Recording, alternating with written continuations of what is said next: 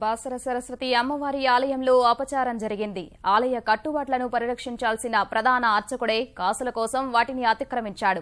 వ్యాపార ప్రయోజనాల కోసం ఆలయ ప్రాశస్త్యాన్ని పణంగా పెట్టాడు. ప్రైవేటుగా అక్షరాభ్యాసాలు నిర్వహించడంతో పాటు ఉత్సవమూర్తిని పొలిమేర దాటించే సాహసానికి ఒడిగట్టడం తీవ్ర దుమారం రేపింది.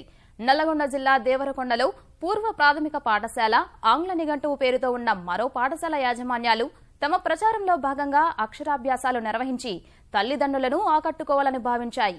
ఈ మేరకు బాసర ఆలయంలో ప్రధాన అర్చకుడుగా ఉన్న సంజీవ్ కుమార్ ను సంప్రదించారు.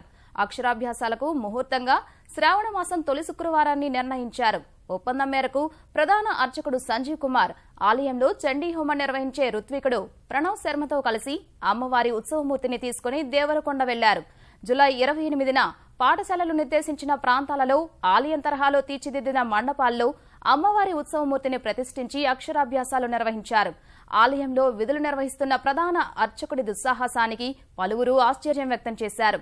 వేద పండితులే ఇలా చేయడం ఏంటని మరికొందరు ముక్కున వేలేసుకుంటున్నారు.